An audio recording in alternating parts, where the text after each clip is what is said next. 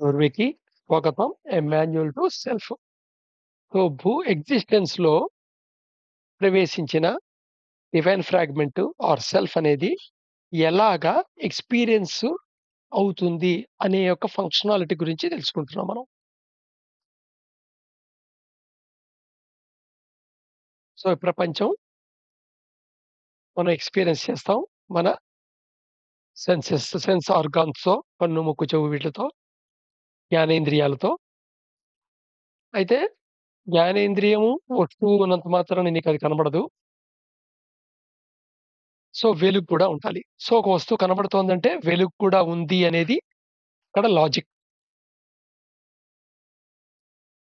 So, కాంతి కిరణాలు వస్తువు మీద పడినప్పుడు, వస్తువు రిఫ్లెక్ట్ చేస్తే, ఆ రిఫ్లెక్ట్ చేసిన కాంతి కిరణాల్లో ఈ వస్తువుకు సంబంధించిన ఇన్ఫర్మేషను కన్ను తెర మీద పడుతుందనుకుందాం.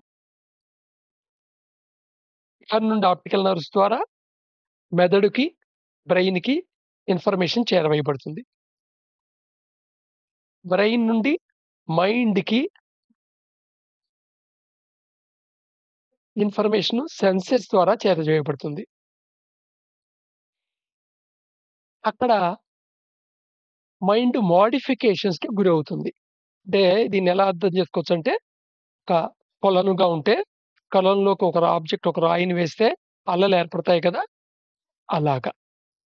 సో, మైండ్‌లో ఉండే ఫీల్డ్ ఏదైతే ఉందో, యూనివర్సల్ డివైన్ మైండ్ యొక్క ఫీల్డ్ ఏదైతే మనం మైండ్ అని రిఫర్ చేస్తున్నామో, దాంట్లో సెక్షన్ 1 పార్ట్‌లో మోడిఫికేషన్‌కి గురవుతుంది ఆ ఫీల్డ్. ఆ ఫీల్డ్ మోడిఫికేషన్‌కి గురవ్వడమే దీని యొక్క కరస్పాండింగ్ పిక్చర్ ఫార్మ్ అయింది రిఫ్లెక్షన్ అని చెప్పొచ్చు. ఈ రిఫ్లెక్షను గమనించాలి అంటే, అబ్జర్వ్ చేయటం జరగాలి అంటే, విట్‌నెస్ చెయ్యటం చూడటం జరగాలంటే, విట్‌నెస్ చెయ్యాలన్నా, పర్సీవ్ చేయాలన్నా, ఇక్కడ కూడా లైట్ లాంటిది కావాల్సొస్తుంది. ఆ లైట్‌నే మనం కాన్షియస్‌నెస్ అంటాం. ఇది డివైన్ ఫ్రాగ్మెంట్‌లో ఉండే ఒక వైటల్ ప్రిన్సిపల్ యొక్క రిఫ్లెక్షన్. కాస్మిక్ కాన్షియస్‌నెస్ యొక్క రిఫ్లెక్షన్ కాన్షియస్‌నెస్. ఆ కాన్షియస్‌నెస్ ద్వారా ఇల్యూమినేట్ చేయబడుతుంది. ఇల్యూమినేట్ చేయబడుతుంది. ఈ ఇల్యూమినేషన్ వల్ల మనం చూడగలుగుతాం అన్నమాట. అయితే ఈ ఇన్ఫర్మేషను బ్రెయిన్ నుండి సెన్సెస్ ద్వారా మైండ్‌కి చేరవేరుతున్న సమయంలో అవి మెమరీ పూల్ గుండా ప్రయాణం చేసి ఎళ్తాయి. లేదా మెమరీ పూల్ బైపాస్ చేసి కూడా వెళ్ళే రూట్ ఉంటుంది. బట్ సాధారణంగా మెమరీ పూల్ గుండా ప్రయాణం చేసి ఎళ్తాయి. సో, అవి మెమరీ పూల్ గుండా ప్రయాణం చేసి ఎళ్తున్నప్పుడు మెమరీలు కూడా అటాచ్ చేసుకొని వెళ్ళిపోతాయి. సో, ఆబ్జెక్ట్ ఇన్ఫర్మేషను, మెమరీలోని ఇన్ఫర్మేషను కలిపి ఇల్యూమినేట్ అవుతుందక్కడ. అది మెమరీ పూల్‌లోంచి కాకుండా డైరెక్ట్‌గా సెన్సెస్ ద్వారా మైండ్‌లోకి చేరవేయబడితే ఐడెంటికల్ మెమరీ ప్యాటర్న్స్ ఉంటాయి గదా! దీనికి సంబంధించినవి. అవి మెమరీ నుండి అవి గూడా ఆబ్జెక్టిఫై ఫార్మ్‌లో ఇన్ఫర్మేషన్ కింద మైండ్‌కి చేరవేయబడతాయి. దీన్ని మనం థాట్స్ అంటాం. అయితే ప్రతి థాట్‌కి ఒక ఎమోషన్ గూడా క్లూ రూపంలో, జిగురు రూపంలో యాడ్ అయ్యుంటుంది. అది గూడా వస్తుంది. అండ్ ఇది లోపల ఏర్పడిన నువ్వు అబ్జర్వ్ చేస్తున్న ఒక ఆబ్జెక్ట్ యొక్క ప్రతిబింబానికి, ఇల్యూమినేట్ అవుతున్న ప్రతిబింబానికి అండ్ థాట్‌కి మధ్య గ్లూ కింద పనిచేస్తుంది రెండిటికి. సో, నీ థాట్ బట్టి ఒక థాట్ ఒక మూడ్ ఉండొచ్చు. ఒక థాట్‌కి ఇంకో ఎమోషన్ అటాచ్ అయ్యి ఉండొచ్చు.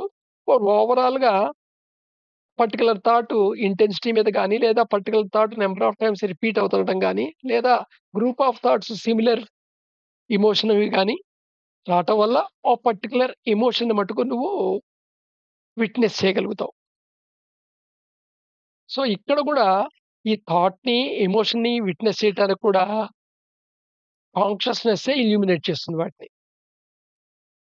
So, thoughts, ఎమోషన్సు, associated ఎమోషన్సు and object బయటది ఏదైతే ఇన్ఫర్మేషన్ లోపలికొచ్చిందో మైండ్‌లోకి, అది క్రియేట్ చేసిన మోడిఫికేషన్ ఒక పిక్చరు, ఇవన్నీ ఇల్యూమినేట్ అవుతాయి కాన్షియస్‌నెస్ వల్ల.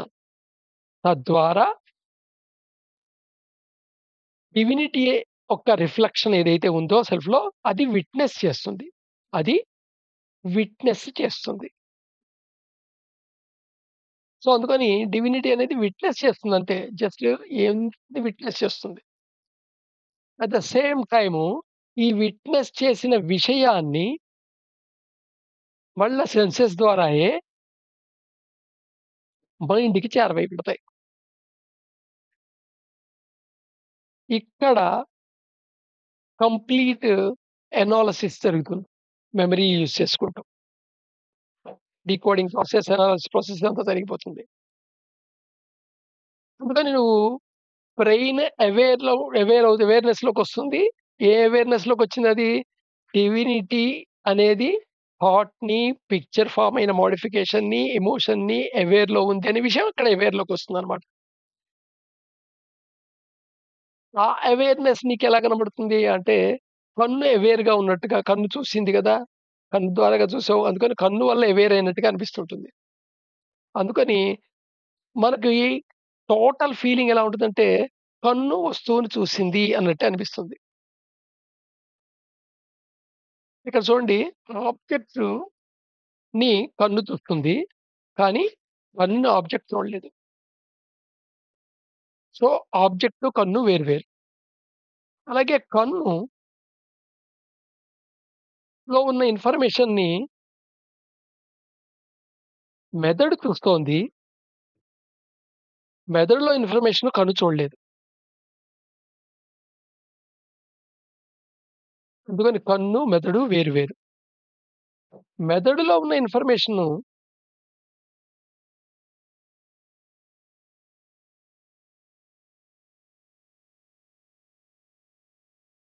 మైండ్ చూస్తోంది. కానీ మైండ్‌లో ఇన్ఫర్మేషను మెదడు పూర్తి అవేర్‌నెస్‌లో ఉండదు. అందుకని మెదడే పనిచేస్తున్నట్టు అనిపిస్తూ ఉంటుంది మనకు. ఇక మైండ్ అనేది ఏది లేదు. అది మెదడులో జరిగే ఏదో రసాయనిక ప్రక్రియ యొక్క ఫలితమే అని కంటే ముందుకు ప్రయాణం చేయగలిగే స్థితి రాదు. సరే మైండ్‌ని డివినిటీ అబ్జర్వ్ చేస్తోంది. డివినిటీని మైండ్ అబ్జర్వ్ చేయలేదు. అందుకని అబ్జర్వ్ చేస్తున్నట్టు అనిపించదు. సో, మైండ్ వేరు, మళ్ళా డివినిటీ వేరు. ఈ డివినిటీ అనేదేంటి ఒక vital principle. It is a part of self divine fragment. That is actually you are. అదేంటి ఇది అయితే డివినిటీ చూస్తోందనే విషయం ఎవరో చూస్తున్నారు గదా! అదెవరు? ఒకవేళ ఫలాని ఎక్స్ అనేది చూస్తోందనుకుంటే, ఆ ఎక్స్‌ని చూస్తోందనే విషయం తెలుస్తోంది గదా! ఆ చూస్తుంది ఎవరు? ఇలాగా అనంతంగా వెళ్ళిపోతాం వెనక్కి. ఏ ని బి చూస్తోంది. ఏని బిని చూస్తోన్న విషయం సి బిని చూస్తోంది. సి బిని చూస్తున్న విషయం డి చూస్తోంది. ఇలాగ అనంతంగా వెళ్ళిపోతాం. దీనికి కారణం ఏంటంటే, కాన్షియస్‌నెస్‌లో డివినిటీ కనబడుతుంది. డివినిటీ కాన్షియస్‌నెస్‌ని అవేర్‌గా ఉంటుంది. ఎందుకని ఈ 2 it is a vital principles of the same part. సెల్ఫ్‌లో ఉన్న వైటల్ ప్రిన్సిపల్స్ ఈ 2 ఈ వైటల్ ప్రిన్సిపల్స్ 2 ఒక సేమ్ పార్ట్. అంటే ఒక రకంగా సిట్యుయేషన్ ఎలాంటి సిట్యుయేషన్ అంటే లోపల ఒక అద్దం ఎదురుగుండా ఇంకో అద్దం పెట్టినట్టు. ఈ అద్దంలో ఆ అద్దం బొమ్మ పడింది. ఆ అద్దంలో ఈ అద్దం బొమ్మ పడింది. మళ్ళా ఆ అద్దం లోపల అద్దంలో ఈ అద్దం బొమ్మ పడింది. ఇలాగా ఇన్ఫినిట్ అద్దాల యొక్క ఇల్యూజన్ కలుగుతుంది. ఆ ఇల్యూజన్ నుంచి వచ్చిన థాటే దీన్ని అబ్జర్వ్ చేస్తోంది. మనది అబ్జర్వ్ చేస్తుంది సెల్ఫ్ అయితే, ఆ సెల్ఫ్‌ని అబ్జర్వ్ చేస్తోందనే విషయం అబ్జర్వ్ చేసిందెవరు? ఒకవేళ ఆ సెల్ఫ్‌ని అబ్జర్వ్ చేస్తుంది పరమాత్మే అయితే, ఆ పరమాత్మని అబ్జర్వ్ చేస్తున్న పరమాత్మ ఎవరు? ఇలాగా ఇన్ఫినిట్ వెళ్తావు మాట. ఇన్ఫినిట్‌కెళ్తావు. ఎప్పటికి ఎండ్ కాదు. సో, ఆ ఇల్యూషన్ కలగటానికి కారణం ఇదే అన్నమాట. ఏంటంటే డివినిటీ అవేర్‌లో ఉంటుంది. కాష్ కాన్షియస్‌నెస్‌లో ఆ డివినిటీ యొక్క అవేర్‌నెస్ వస్తుంది. డైరెక్ట్‌గా మైండ్ కాన్షియస్‌నెస్‌ని లేదా డివినిటీని చూడటానికి ఛాన్స్ లేదు. ఎలాగైతే కన్నుని ఆబ్జెక్ట్ చూస్తుందో, ఆబ్జెక్ట్ కన్నుని చూడలేదో అలాగా. ఒకవేళ అలా కావాలనుకుంటే అంతకంటే పెద్ద లైట్ కావాలి గదా! అయినా లైట్ వేసి లైట్‌ని చూడటం ఏమిటి? ఆబ్జెక్ట్‌ని చూడగలవు గానీ, టార్చ్ లైట్ వేసి సన్‌ని చూస్తావా? సో, ఇంచుమించు అలాంటి హాస్యాస్పదమైన చర్య లాంటిది. ఏది కాస్మిక్ కాన్షియస్‌నెస్‌ని లేదా డివినిటీని ప్రత్యక్షంగా చూడాలి అని అనుకోవటం అనేది. రేపు మళ్ళా కంటిన్యూ చేద్దాం.